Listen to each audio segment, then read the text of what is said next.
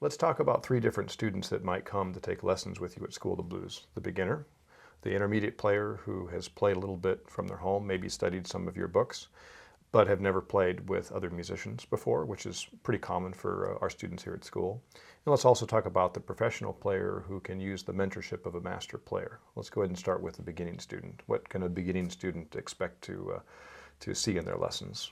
First thing I try to do is give them an understanding of the ergonomics of the bass.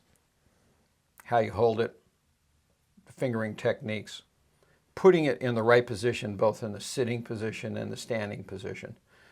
Many first-time students experience difficulties when they don't have it in the right position. Next, we work on placement of the hands and the fingering. Next, usually a first-time student, I can have them playing a basic song by the end of the second lesson.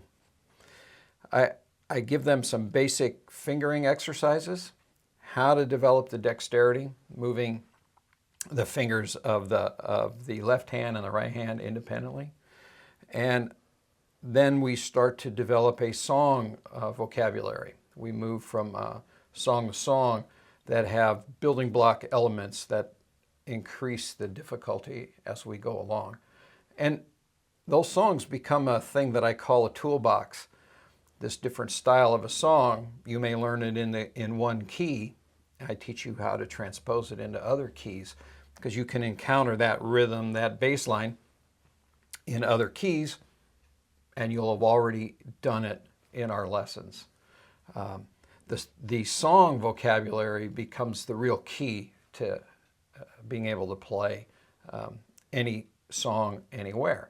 And they start out in a very simple song style, and then we'll develop a more complex bass part as we go along over time.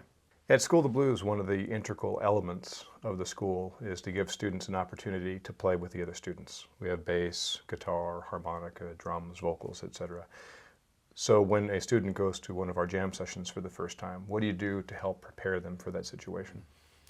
There's 4 or 5 questions that every student, whether they're playing the bass or they're playing the guitar or the harmonica, they should know the answer to. They should expect the question and they should know the answer to. Right. What are we going to play? Meaning, what style? Are we going to shuffle? Are we going to play a 2-beat? Are we going to play a swing?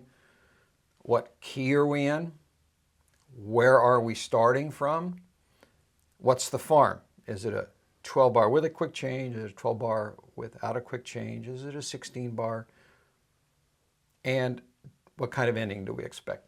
Standard blues ending. And that's the great thing about blues is that it's an idiom and it has a language. That toolbox you talked about before, if you learn your tramp groove and your mojo beat and such, then right. You get your elements of the common openings, endings, and breaks.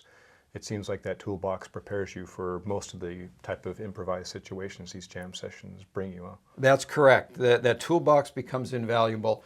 And that language, so when our students end up meeting outside the jam and form their own bands or they want to jam together, now they start having a common vocabulary where harmonica players can talk to bass players and they can all talk to guitar players. And it becomes very rewarding for everyone, every student, not only the bass.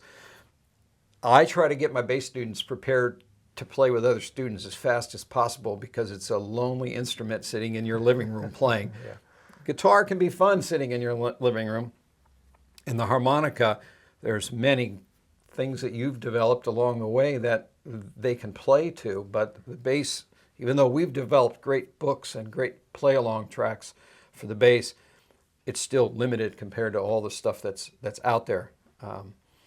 So I try to get my students ready to play so they can go play and start that rewarding, enriching, playing together feeling. We've talked about the beginning student, we've talked about the intermediate student, and a lot of times the great body of the students here at School of the Blues really are students who've already played a couple of years, who want to take their playing to the next level, especially in the group environment, which you've spoken of. But also you're an author on the bass and you're a known educator in the Bay Area. And a lot of students come to you who already are in bands and who need the mentorship of someone who's been doing this for a long time. So when a student comes in who's already, quote unquote, a professional player, what do you spend time on with them? Well, each is a case-by-case basis. Some students are looking to try to refine their knowledge or their technique, or talk about their instrument because they're feeling unsatisfied about their instrument and they don't know which way to go. I find that some people who've been playing in band settings for a long time don't know the basic things about setup and intonation or setting the neck. So it's a case-by-case basis, and it can cover a lot of those elements. Many of them are looking for just a chance to talk to another professional, to exchange musical ideas. Mm-hmm. There seems to be, I've experienced that bass playing doesn't have the camaraderie that guitar playing or harmonica playing does, where they all get together and they'll talk and share licks. And I've seen bass players be very hesitant to want to get together with another bass player and share. So we've created the environment here at School of Blues where somebody who's in a band and been playing, I've had students playing 40 years, and they come to me and it's the first time they've ever sat with another bass player and talked music and tried to share with where they are knowledge-wise and looking for other inspiration. So that's what goes on with a professional. It's going to be a case-by-case basis.